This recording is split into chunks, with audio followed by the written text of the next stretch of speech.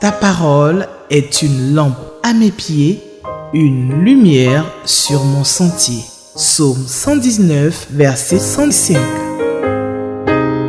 La méditation.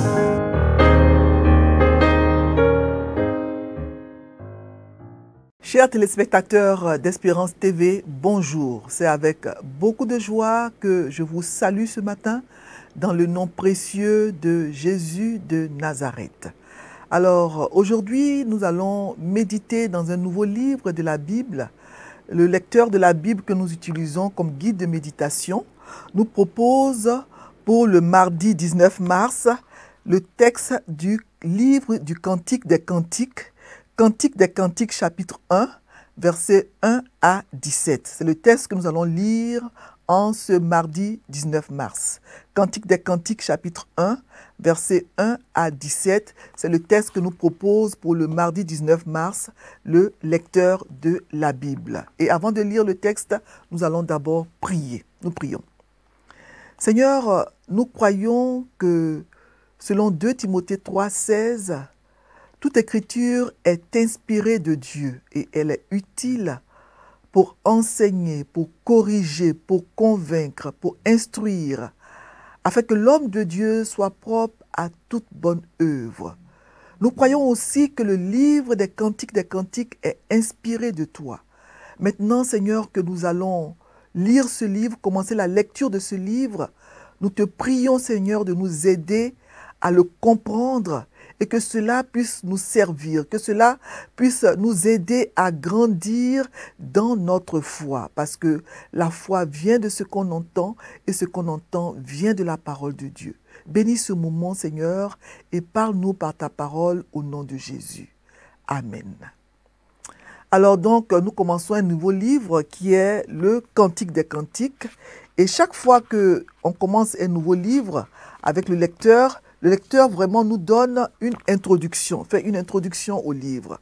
Alors pour le Cantique des Cantiques, je vais vous lire donc l'introduction du lecteur avant de lire le passage.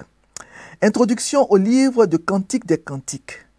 Ce livre exalte la grandeur de Dieu en amour, car l'amour est le don de Dieu à ceux qui s'aiment. Ce cantique consigne un recueil de chants à travers lequel se tiennent des dialogues amoureux entre un homme et une femme qui s'aiment éperdument. Ce livre relate sans fausse pudeur à étonner et choquer plus d'un les appréciations d'un bien-aimé pour sa bien-aimée et vice-versa. C'est le plus beau de tous les chants écrits par Salomon. C'est une succession de tableaux symboliques qui nous défient à plus d'un titre. S'aimer et aimer son conjoint, c'est aussi savoir s'apprécier. L'amour de Dieu pour son peuple est incommensurable. Une telle relation étroite doit exister entre Christ et l'Église. Qu'allons-nous découvrir de spécifique pour nous? Laissons Dieu nous surprendre. Donc c'est l'introduction du lecteur au livre du Cantique des Cantiques. Et le passage qui nous est proposé pour le mardi 19 mars est Cantique des Cantiques chapitre 1, versets 1 à 17. Cantique des Cantiques chapitre 1, versets 1 à 17. Et je vais lire le passage. Cantique des Cantiques de Salomon. Qu'il me baise des baisers de sa bouche, car ton amour vaut mieux que le vin. Tes parfums ont une odeur suave, ton nom est un parfum qui se répand, c'est pourquoi les jeunes filles t'aiment. Entraîne-moi après toi, nous courons. Le roi m'introduit dans ses appartements. Nous nous égaierons, nous nous réjouirons à cause de toi. Nous célébrerons ton amour plus que le vin. C'est avec raison que l'on t'aime. Je suis noire, mais je suis belle, fille de Jérusalem, comme les tentes de Kédar, comme les pavillons de Salomon. Ne prenez pas garde à mon teint noir, c'est le soleil qui m'a brûlé. Les fils de ma mère se sont irrités contre moi, ils m'ont faite gardienne des vignes. Ma vigne à moi, je ne l'ai pas gardée. Dis-moi, ô toi que mon cœur aime, où tu fais paître tes brebis, où tu les fais reposer à midi. Car pourquoi serais-je comme une égarée près des troupeaux de tes compagnons? Si tu ne le sais pas, ô la plus belle des femmes, sors sur les traces des brebis et fais paître tes chevreaux près des demeures des bergers. À ma jument qu'on s'attelle au char de Pharaon, je te compare, ô mon ami. Tes joues sont belles au milieu des colliers. Ton cou est beau au milieu des de perles. Verset 11. Nous te ferons des colliers d'or avec des points d'argent. Tandis que le roi est dans son entourage, mon art exhale son parfum. Mon bien-aimé est pour moi un bouquet de myrrhe qui repose entre mes seins. Mon bien-aimé est pour moi une grappe de Troane des vignes d'En-Gedi. 15. Que tu es belle, mon ami, que tu es belle. Tes yeux sont des colombes. Que tu es beau, mon bien-aimé, que tu es aimable. Notre lit, c'est la verdure. Les solives de nos maisons sont des cèdres. Nos lambris sont des cyprès. Amen. Cantique des Cantiques, chapitre 1, les versets 1 à 17. Alors, le Cantique des Cantiques, c'est un livre que beaucoup de chrétiens évitent. En effet, l'accent mis dans ce livre sur la relation intime entre un homme et sa femme nous met parfois mal à l'aise. On dit même que dans certains groupes, il était interdit de lire ce livre avant d'avoir atteint un certain âge. Cependant, si nous croyons vraiment que toute écriture est inspirée de Dieu, selon 2 Timothée 3,16, nous devons accepter que le Saint-Esprit a inspiré ce texte comme il a inspiré tous les autres textes de la Bible. En conséquence, il y a des vérités que Dieu voudrait que nous apprenions et appliquions autant dans ce livre que dans tout autre livre de la Bible. Alors, on peut considérer le Cantique des Cantiques comme un recueil de poèmes dont plusieurs parlent de l'amour éros entre un jeune homme et sa fiancée, la Sulamite. Alors, la Sulamite est généralement identifiée à une jeune fille de la campagne de Sunem, qui est un petit village agricole de la basse Galilée. Le livre se présente d'emblée au verset 1 comme le Cantique des Cantiques de Salomon, donnant ainsi le nom de son auteur, le roi Salomon, le fils du roi David, un des plus grands rois d'Israël. La forme superlative est utilisée dans le livre pour le désigner. On parle du Cantique des Cantiques. On l'appelle le Cantique des Cantiques pour indiquer qu'il est le plus beau, le plus sublime des cantiques. De Salomon, il est dit que ses cantiques furent au nombre de 1005. On peut le lire dans 1 Roi chapitre 4, verset 32. Mais celui-ci est appelé le Cantique des Cantiques. Il surpasse tous les autres. Quand on lit le Cantique des Cantiques, on peut se demander, mais pourquoi la Bible contient un tel livre qui décrit l'amour entre un homme et une femme dans un langage si érotique? Un tel livre a-t-il sa place dans un livre saint comme la Bible? Cette question a laissé perplexe beaucoup de commentateurs et de lecteurs de la Bible. Les chrétiens ont répondu à cette question en disant qu'il faut livre de façon allégorique parce qu'il symbolise la relation d'amour entre le Christ qui est l'époux et l'Église son épouse. En effet, de nombreux passages de la Bible décrivent les relations de Dieu avec le peuple d'Israël et celles de Jésus avec l'Église comme des relations qui existent entre un mari et sa femme. Mais il faut reconnaître que l'interprétation littérale de ce livre n'est pas à exclure, parce qu'il n'y a rien de pervers dans l'attrait sexuel, le désir sexuel qui a été créé par Dieu. L'amour sexuel dans le contexte voulu par Dieu, c'est-à-dire dans le mariage, qui est l'engagement permanent entre l'homme et la femme jusqu'à ce que la mort les sépare, est voulu et béni par Dieu. C'est une création de Dieu qu'il a trouvé très bon quand il a créé l'homme et la femme dans le livre de la Genèse. Alors, l'auteur de ce livre, le roi Salomon, c'est lui qui est le principal personnage du livre, en fait. C'est lui qui est le principal personnage masculin du livre, comme l'indique le verset 1, Cantique des Cantiques de Salomon. C'est le Cantique des Cantiques du roi Salomon.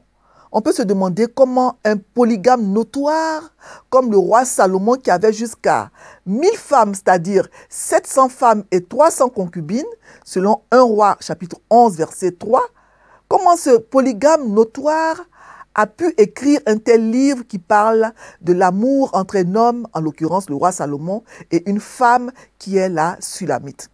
Il faudrait peut-être se demander à quelle période de sa vie Salomon aurait pu écrire un tel poème. D'après la tradition, donc, Salomon aurait écrit le Cantique des Cantiques dans sa jeunesse, le livre des Proverbes dans la force de l'âge et l'Ecclésiaste dans sa vieillesse. Salomon aurait donc écrit le Cantique des Cantiques quand il était encore jeune, dans la phase la plus innocente de sa vie. Et quand on lit le Cantique des Cantiques, on voit bien qu'il s'agit dans ce livre de l'amour entre deux jeunes gens.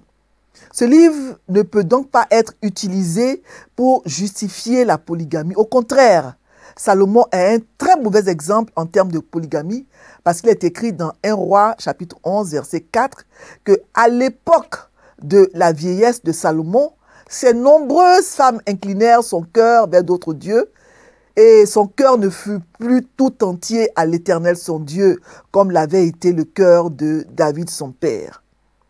Les paroles comme celles du verset 6 du chapitre 8 du livre des Cantiques des Cantiques, « Mets-moi comme un sceau sur ton cœur, comme un sceau sur ton bras » et les références à la jalousie dans le même verset, « La jalousie est inflexible comme le séjour des morts » montrent que le véritable bonheur conjugal n'existe que là où deux individus, un homme et une femme, sont unis dans l'amour l'un à l'autre de façon exclusive et permanente.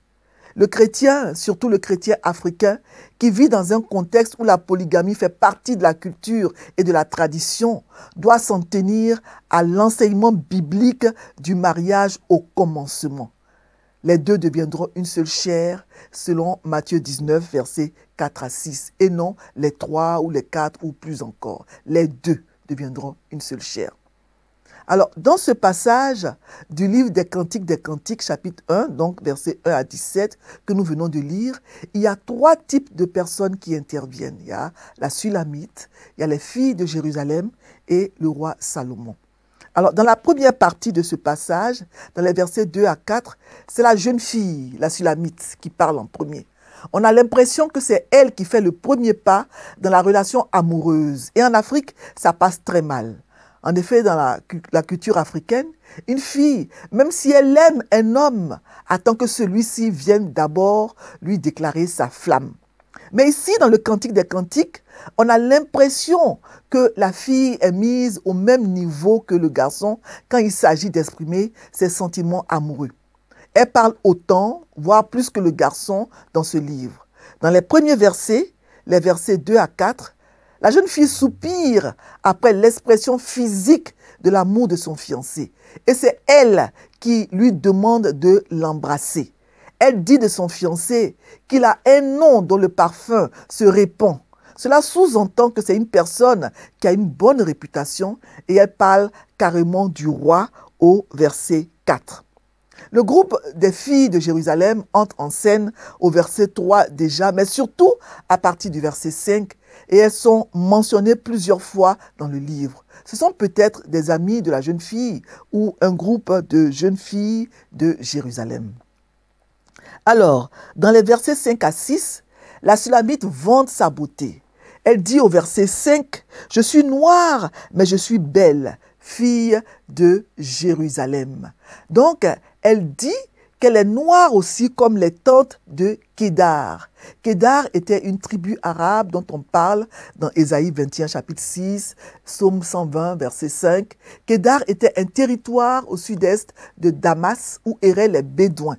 Leur tente était faite de poils de chèvre de teinte noirâtre. « Je suis noire, mais je suis belle, dit-elle. » Et ces paroles sont tout un message adressé particulièrement aux femmes noires qui détestent leur teint noir et qui veulent se claircir la peau pour être belles. Je suis noire et je suis belle. Je dis à mes sœurs noires qui n'aiment pas leur teint de répéter plusieurs fois par jour ces paroles de la Sulamite. Même devant un miroir, je suis noire, mais je suis belle. Avoir l'estime de soi. Soyez fiers de votre teint noir, mes sœurs. Et nous voyons dans les versets 7 à 10 que Salomon, qui est comparé ici à un berger, échange de belles paroles remplies d'amour et d'admiration avec sa fiancée, la belle Sulamite. Certains commentateurs disent qu'il ne s'agit pas de Salomon, mais d'un autre personnage, un berger autre que Salomon. On n'en est pas sûr, mais le fait est qu'il s'agit là de deux amoureux qui se parlent et le fiancé appelle sa fiancée la plus belle des femmes. C'est vraiment beau. Alors, après l'intervention des filles de Jérusalem au verset 11, l'échange amoureux, l'échange de belles paroles entre Salomon et la Sulamite se poursuit à partir du verset 12 jusqu'au verset 17. Le fiancé fait l'éloge de la beauté physique de sa fiancée qu'il appelle sa compagne et la jeune fille répond par des paroles d'admiration pour son fiancé. C'est vraiment beau. Alors, les leçons qu'on peut tirer de ce texte, il y en a plusieurs. D'abord, retenir qu'une femme doit parler en bien de son compagnon, de son fiancé, de son mari, et le lui dire directement, pas passer par des intermédiaires. Voyez que la Sulamite, elle dit à son fiancé, disons à son compagnon, que son nom est un parfum qui se répand. Elle lui dit donc de belles paroles. Elle en dit d'autres par la suite. Et il faut donc pouvoir complimenter son compagnon, son fiancé, son mari. Et aussi, un mari doit aussi parler en bien de sa femme et le lui dire directement. Nous avons plusieurs belles paroles qui sont citées ici. Par exemple, le verset 15. « Que tu es belle, mon ami, que tu es belle. Tes yeux sont des colombes. » Voilà. Toute femme a en elle beauté et savoir le lui dire. Les femmes ont de grandes oreilles. Elles aiment entendre de belles paroles. Il faut aussi savoir complimenter l'autre, lui dire des mots agréables à entendre. C'est très important. Savoir dire de belles paroles à son compagnon ou à sa compagne. Et le lecteur nous propose, pour réfléchir sur ce texte en ce jour, donc les questions 2, 3 et 7. Donc la question 2, y a-t-il dans... Qu'est-ce que ce passage? La question se trouve donc à la première page du lecteur. Donc la question 2, on la trouve donc à la page couverture du lecteur ici, la première page. Donc, est-ce que ce passage m'apprend quelque chose sur Dieu le Père, Dieu le Fils, Dieu le Saint-Esprit? Est-ce que ce passage m'apprend quelque chose sur Dieu le Père, Dieu le Fils, Dieu le Saint-Esprit? On peut donc dire, en lisant ce texte, que Dieu n'est pas contre l'amour. Dieu n'est pas contre l'amour éros. C'est lui qui l'a créé et il veut que l'être humain, les êtres humains qu'il a créés puissent en jouir. Voilà. Rappelez-vous que toute écriture, toute la Bible, y compris le Cantique des Cantiques, est inspiré de Dieu. Voilà. Donc, si Dieu a permis qu'un livre aussi sensuel que le Cantique des Cantiques figure parmi les livres de la Bible, c'est parce qu'il n'est pas contre cet amour-là, mais il veut que cet amour soit vécu, pratiqué dans un cadre bien précis. Et la question 3 que nous propose le lecteur est la suivante.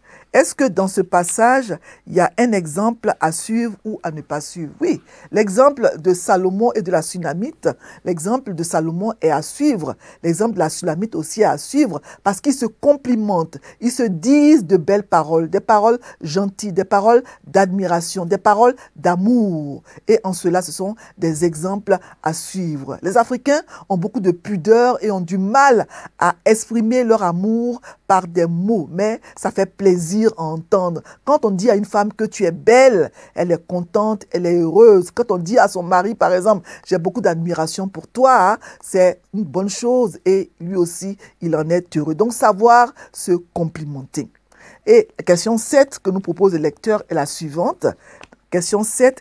Quelle vérité Dieu me révèle-t-il dans ce passage? Nous pouvons dire donc que Dieu a créé l'amour pour la joie et l'épanouissement de l'être humain. Ce sont les hommes qui le banalisent aujourd'hui. L'amour est galvaudé, est banalisé. Mais Dieu l'a créé pour la joie et l'épanouissement de l'être humain, l'homme et la femme. L'amour est de Dieu. L'amour entre un homme et une femme est beau. C'est un don de Dieu et il est voulu par Dieu lui-même. Voilà ce qu'on peut retenir de ce passage entre d'autres leçons. Donc, on peut maintenant lire le lecteur. Après avoir réfléchi sur le texte, nous allons lire le commentaire du lecteur. Que dit le lecteur? Exaltation de l'amour, c'est le titre que donne le lecteur à ce texte. Cantique des Cantiques, chapitre 1, versets 1 à 17. Exaltation de l'amour. Le dialogue des amoureux met en exergue le berger et sa bergère qui exaltent leur amour en un duo excellent où chacun magnifie la beauté incomparable qui se manifeste à travers l'autre. Un exemple pour les couples dans lesquels, pour plusieurs, l'amour a simplement tari. Début du dialogue, versets 2 à 4. La bien-aimée invoque l'amour qui dépasse tous les plaisirs, telle est l'ivresse du vin. Elle s'est occupée de son fiancé et se sent très proche. La senteur de l'huile parfumée l'envahit et peut renvoyer à l'onction du Saint-Esprit de Dieu, selon le psaume 45, verset 8. Rassure-toi en tout temps que cette onction est sur toi. Le berger et la bergère, versets 5 à 8. Étant vigneronne, elle s'est ensuite occupée d'elle-même, rappelant que sa beauté reste intacte malgré les brûlures de son visage par le soleil. L'estime de soi dont elle fait preuve est importante pour l'équilibre relationnel et social. As-tu une bonne estime de toi-même? Le bien-aimé devient le berger qui peut s'occuper d'elle. La sollicitude du berger envers sa bergère rappelle la responsabilité de ceux à qui le troupeau de Dieu est particulièrement confié. Jean 21, versets 15 à 22.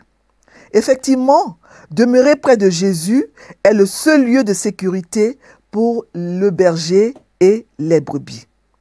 Sens de l'amour, versets 9 à 17. L'amour réciproque entre le roi et la bien-aimée est révélé par une succession d'images symboliques telles le faste des joyaux, les richesses de la table et la maison du roi. L'amour doit permettre au cœur qui s'aime d'expérimenter le bonheur de donner et de servir et la grandeur de se donner pleinement pour le plaisir d'autrui. À méditer, 1 Jean chapitre 4, verset 12. Tel est le commentaire du lecteur pour le texte du Cantique des Cantiques, chapitre 1, versets 1 à 17. Nous allons donc finir la méditation et nous allons terminer par la prière. Que le Seigneur nous aide à mettre en pratique ce que nous avons appris en méditant ce texte, ce beau texte du Cantique des Cantiques, chapitre 1, versets 1 à 17. Nous prions. Seigneur, nous te disons merci pour ce passage que nous venons de lire. Nous croyons que ce n'est pas pour rien que tu as permis qu'il y ait ce passage, ce livre dans la Bible.